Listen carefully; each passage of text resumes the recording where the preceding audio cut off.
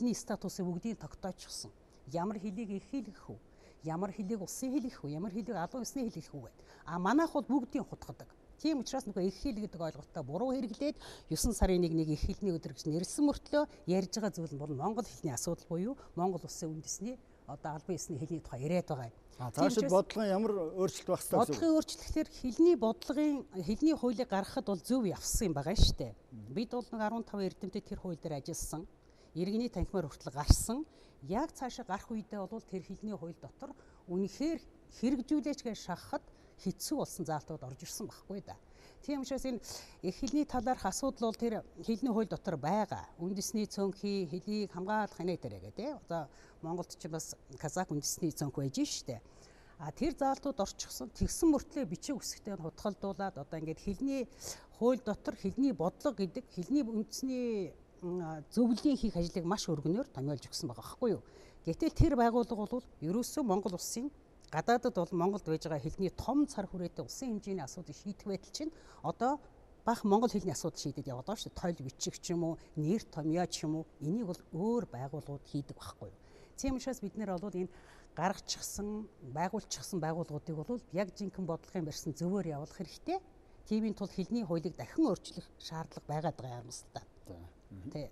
За ингээд дараа нь бас асуудлууд үргэлжлүүлээ. За бүрөвж доктор. За энэ 1999 онд энэ олон улсын их хэлний өдрийг анх ЮНЕСКО-гоор санаачилсан. Энэ жил бас ийм 20 жил болж байгаа юм байна. Тэгээд манай хүрээлэн бол Монгол улсад энэ хэлний бодлогыг, хэлний судалгааг, хэлний үзэгдэл, хэлний тогтолцоог гол судлаад одоо 98 жил болж байгаа хүрээлэн. 21 он 100 жил болно. Тэгээ 1930-аад онд манай Эренчин академич, Дамжин сургуулийн академич, Усан бандан академич нар бол монгол хэлний бодлогыг сайжруулах өгүүл гэсэн сэтгүүл гаргаад тэр үед л бодлого ярьж байсан 30-аад онд. 9 дугаар гаргасан байдаг. Харамсалтай нь бас саатал гарч тэгээ цаашаа тэр дугаар үргэлжлээгүй. Манай хүрээлэн бол Монголд байгаа энэ тайлбар толиуд гарч байсан. Бас өсхийн дурмын толиудад манай хүрээлэн бол оройлон онцгойлж үргэлж оролцож ирсэн. 1940-од онд Дамжин сургуулийн монгол хэлний өсгийн дүрм зохиосон байдаг. Тэгвэл монгол хэлний том тайлбар тоол гэвэл нь Монгол 3 л гарсан. 27 онд Чагжгаан тайлбар тоол, 66 онд Цэвлийн тайлбар тоол, 2008 онд монгол хэлний дэлгэрэнгүй тайлбар тоол гэдэг 5 бот тоол гарсан. Энд бол манай хүрээлэнгийн эрдэмтэд үеийн судлаачд бол оролцсон. Монгол хэлний гол нь одоо цаашид ямар гарч шийдлүүд бодлогын зохицуултууд заашгүй байх шаардлага байна гэдэг талаас ер нь юу гэж ойлгож байна? Цаашаа бол энэ юуг судалгаан дээр үндэслэж хийх хэрэгтэй. Судалгаа чухал. Судалгаа яагаад чухал гэхээр энэ нэг үгэн дээр яаж бичих үү, нэг гадаад үгийг яаж бичих үү, эсвэл ямар дагавар авах уу гэдэг нэг ботход амархан мөртлөө нөгөө ботход яг бас тийм шийдлээ олохгүй гарц бас хэцүү тал байдаг. Тэгэхээр энэ дээр бол судалгаа энэнийг бол тэр монгол хэлний хуулинд сая ярьж байгаа хуулинд судалгааны эрх үгий байгууллага гэж заасан. Тэр нь бол Монгол Улсын шинжлэх ухааны академийн хэл зохиолын хүрээлэн болж оролцож байгаа. Тэгээд сая тэр журмалсан тоол гарахад жишээлбэл энэ өсгийн дүрмийн олон асуудал дээр хүмүүс их ярьдаг, маргадаг байсан.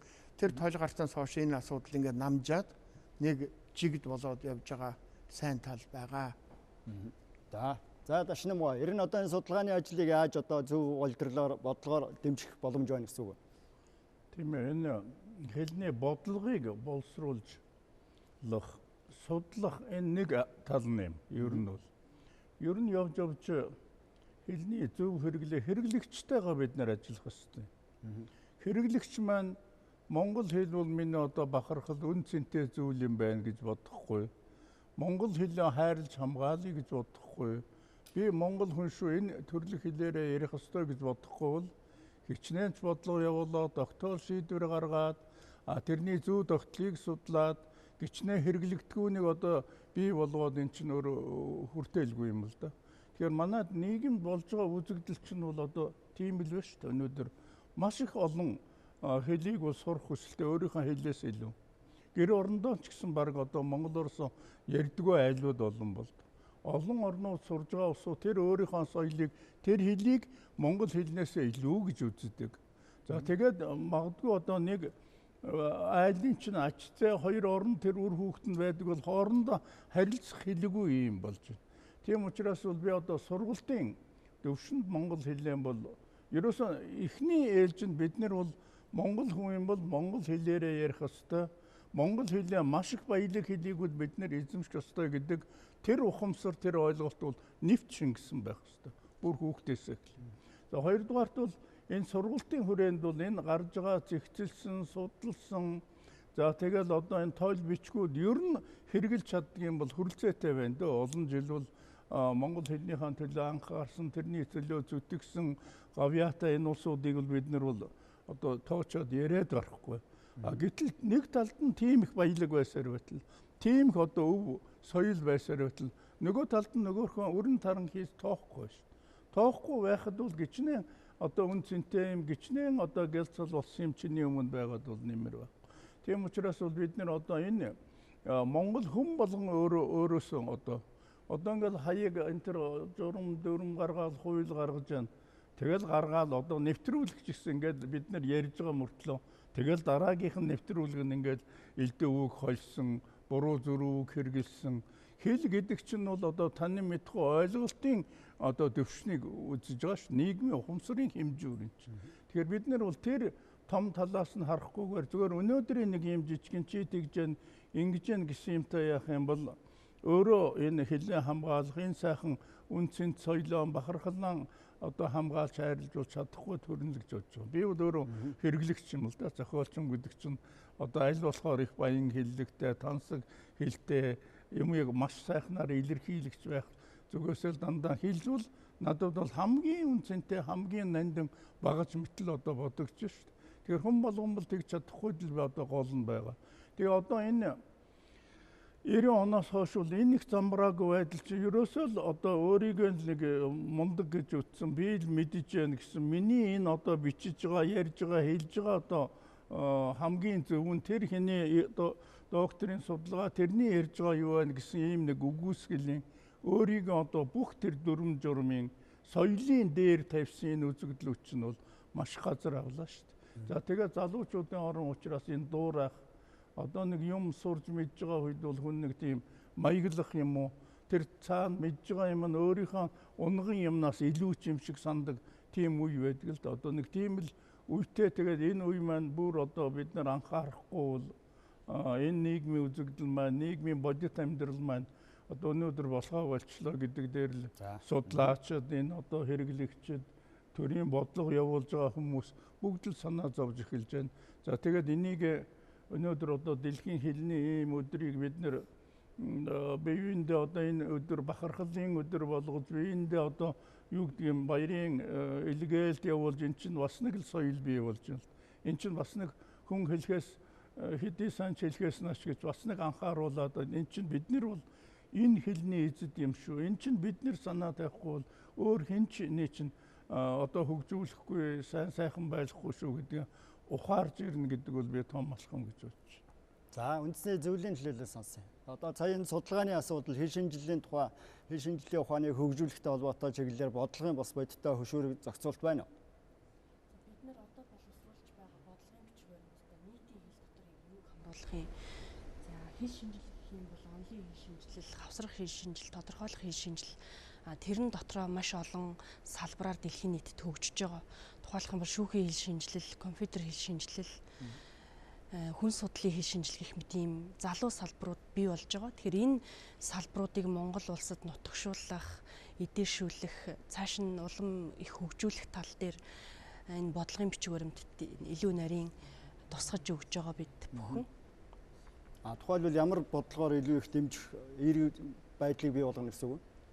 Ер нь бол бид нэр Монголын тухай хуулийн зааснаар хос бичгтэй улс болно. 2025 онд Монгол бичгийн хос бичгийг бас авч хэрэглэнэ гэсэн заалттай байгаа учраас хэлийг хэрэглэх тэр дотроо монгол бичиг, монгол хэллийг яг ямар төвшөнд хэрэглэхийн тэр бүгдийг бас нарийн тусгаж зааж өгсөн байгаа. За бусдаар зөв явъя бүгдээрээ гэж байгаа юм л даа. Их хэл бол өнөөдөр бол их хэлний өдөр учраас нэгдсэн үндэсний байгууллагын одоо энэ тэмдэглэлт үйл явдлын агуулгаар нь ярих гэж бодож юм би бол. Тэгвэл их хэл бол бид нар өнөөдөр нутгийн аялгуунуудаа ярих ёстой маа. За энийг яаж хамгаалах вэ гэдэг бол тэр хэлний бодлого гэдэг юм чи хэлний үзэгдэл ярьдаг юм биш юм штэ. Төр улсаас л хэлний амьдралыг яаж зохицуулах вэ гэдэг бодлогыг ярьдаг болохоос биш хэлний шинжилгээний доторх найрын үзэгдэл тойл бичиг өрөөс энэ хамаагүй. За тэгэхээр өнөөдөр Монгол хэлийг хамгаалъя гэж бол одоо би саяхан Бурятад яваад ирлээ тий. Сая гаруй хүний одоо 600 орс байна штэ. 300 гаруй тий мянган Бурятууд байна. Тэнд бурят хэлийг хэрэглэхгүй байна. Цагаан сарын үед бол сурах юмсан гэж байгаа боловч тэр хэл ус нөгөө болж байна. Энэ бол монгол хэлний асуудал. Өөр Монголд бол манайхан айгүй олон зуугаараа ярьдаг гэдэг худлаа юм байна. Ягаад гэвэл би одч үзлээ. Манай Цаян Тунляны монгол хэлний байдлын талаар өөр монгол оюутан докторийн зэрэг хамгаалсан. Тэнд бол маш хурцтай хүчтэй устдал явагдаж байгаа. Худлаа байгаа хүнийхэн тоогоор ярьж байгаа гэдэг боловч энэ чинь худлаа юм аа. Ус нь нөгөө болж байна. Монгол хэл чинь гадна талд ингээд ус нь нөгөө болж байгаа. Халимаг бол бүр хэцүү болсон шүү дээ. Энийг яаж хамгаалах вэ гэж хэлний бодлого ярих хэрэгтэй байхгүй юу? Монголд ороод ирэхээр за одоо дөрвдүүд, баядах, загчин, өөлдүүд чинь бүгдээрээ өнөөдөр тэр 7000 гэж байгаа юмнууд дотор чинь хэлгээд ороод байгаа маа. Нийгмийн хэшинжил гэдэг юм дотор чинь тэр хэлний бодлогын судлал хүчтэй явж байгаа шүү дээ. Та нар хэлний бодлого ярихдаа хэлний үзэгдэл битээ яриад бай. За ийм учраас эн чинь бөө холио бантан болцсон учраас бид нэр өнөөдөр хүн ямар хэлээ сурна уу, гадаа дотоодоо хэлнэ тэр хүний асуудал. Бодлого л ярьж байгаа бол бид нэр төрөөс энэ улс орны чинь хэлний асуудлыг яаж зохицуулах вэ гэдэг асуудал ярих хэрэгтэй. Соёлын өв, соёлын өвийн тухай хууль дотор мөн байгаа. Тэгээ үндэсний цөөнхийн соёлыг яаж хамгаалах вэ гэж тийм ээ. Тэгэхээр энэ хэл гэдэг бол нэг үг гэдэг бол өөрөө од юм аа л гэж яриад байгаа шүү дээ. Энэ чинь хүний асар их одоо дахиж бүтээж болохгүй ийм одоо баялаг учраас хамгаалъя гэдэг байгаа юм. Тийм учраас одоо бид нэр яагаад монгол бичиг яриад байдаг тэр одоо өстө өгөө болж байгаа өвлдийн, загчдын хэлийг тэмдэглэж авахгүй байна. Гаргахгүй байна л гэдэг асуудлыг ярих хэрэгтэй юм л да. Яаж одоо хамгаалах бүрэн боломж байна гэсэн үг. Хамгаалах бүрэн болохоор одоо хэлний бодлогын үндэсний зөвлөл ажлыг хийх хэрэгтэй байхгүй юу? Зөв хийх хэрэгтэй. Тийм учраас тэн дотор бүр заажчихсан байгаа хуулийн дотор нь бол уг нь. Өнөөдөр бол журмлах тойл гаргах бол хэлний бодлогын үндэсний зөвлөлийн ажил биш. Тэр бол хэл зохиолын хүрээлэн юм уу хэсэг эрдэмтдийн ажил. Гэтэл нөгөө үндсэн гол ажлаа хайчаад жижигхэн одоо нэг судалгааны төв хүрээлэнгийн хийдэг ажил руу өгөөд орчхоор чинь энэ бодлого чинь болохгүй шүү дээ. Яагаад тийм учраас би хэлний бодлогын үндэсний зөвлөл дотор монгол хэлний хүн оруулж болохгүй гэсэн мөр заалт тавьж өгсөн. Ягаад бол улс орнд ийм л байдаг. Ерөнхий сайд нь том одоо яам тамгийн газрынх нь нөлөө бүхий нь улс орны чинь хөдөлгөж байдаг хүмүүс орж бодлого ярьдаг л байхгүй юу? Тэгэхээр манайх чинь монгол хэлний хүмүүс ороо суучгаар чинь нөгөө тойл бичгээд бүжигнаад байна шүү дээ.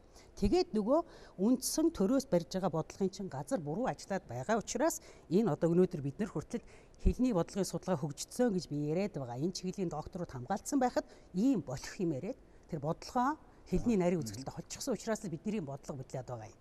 Бид өнөөдөр бол олон улсын тэр жижиг үндэстэн угсаад Монгол улс танаа нутаг нуг дээр чинь ямар жижигхэн устын өвөө болох гэж байгаа бүлэг байна вэ?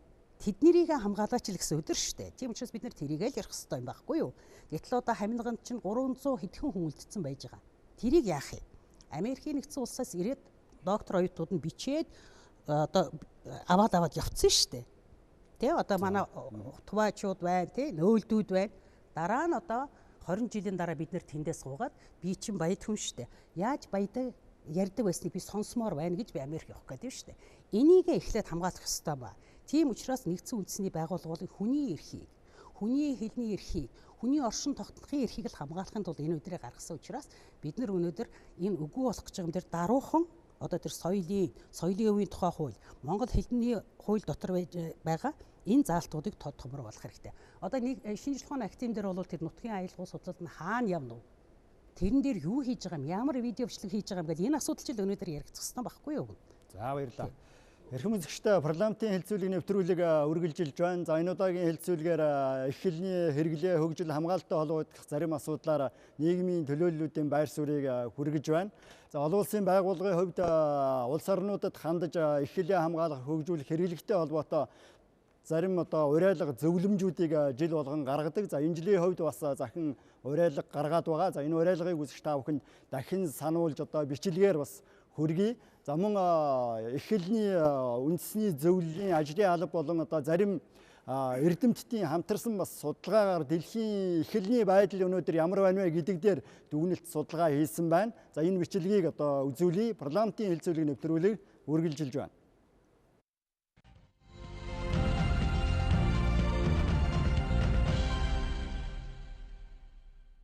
За эхлэлний олон улсын өдрийг тохиолдуулан ЮНЕСКОгийн ерөнхий захирал Одри Азуль улс орнууд хандаж мэндчилгээ илгээгээд байна. За тухайн мэндчилгээнд дурдсанаар бол хөгжил, инх тайван, эвлэрлийн нэгэн хүчин зүйл болсон уугуул хэлийг онцолсон байна. Дэлхийн хэмжээнд 370 сая орчим уугуул иргэд байдаг. Тэд 7000 гаруй хэлний дийлэнхийг нь хэрэгэлдэг. Олон уугуул ард түмэн ялгуурлан гадуурхалд хит ядууралд өртөж хүний эрхийн зөрчлийн хохирогч болсоор байна. Хэнийг ч ардаа орхихгүй байхыг уриалсан доктортой хөгжлийн 4 дахь зорилгын хүрээнд уугуул иргэд өөрсдийнхөө хэлээр боловсрал эзэмших нь чухал асуудлын нэг болоод байгааг ЮНЕСКОгоос тэмдэглэж, нутгийн уугуул иргэдийн эрхийг зөвшөөрч мөрдлөг болгохыг гишүүн улс орнууд болон боловсролын түнш байгууллагуудаа уриаллаа. За харин хэлний бодлогын үндэсний зөвлөлийн ажлын алба болон зарим эрдэмтний гаргасан судалгаанаас үзвэл 2018 оны байдлаар дэлхийн хэмжээнд 7097 амьд хэл хэрэглэгдэж байна. За дэлхийн хүн амын 3/2 нь хамгийн түгээмэл Хятад, Хинди, Англи, Испани, Араб, Орос, Франц, Герман, Португал зэрэг 40 хэлээр ярилцж байгаа юм. За Англи, Араб, Испани, Орос, Франц, Хятад хэлний хувьд 193 орныг эгнээндээ нэгтгсэн нэгдсэн үндэсний байгууллагын албан ёсны хэлэнд тооцогдож байна. За англи хэлийг дэлхийн 99 улсын 1.8 тэрбум хүн хэрэгэлдэг. За араб хэлийг 60 орчим улсад ашиглаж байгаа юм. За харин 58 улс орны 548 сая хүн Испани хэлээр ярьдаг. За мөн 266 сая хүн Орос хэлээр ярьж байна. За Франц хэлийг 51 улс орныхон ашигладаг. Харин 274 сая хүн Франц хэлээр 1.3 тэрбум хүн Хятад хэлээр ярьж байна. За Монгол улсад 3 сая 225 мянга гаруй, бүгд найрамдах Хятад ард улсад 7 сая гаруй, Оросын холбооны улсад 647 мянга гаруй хүн монгол хэлийг хэрэглэж байна.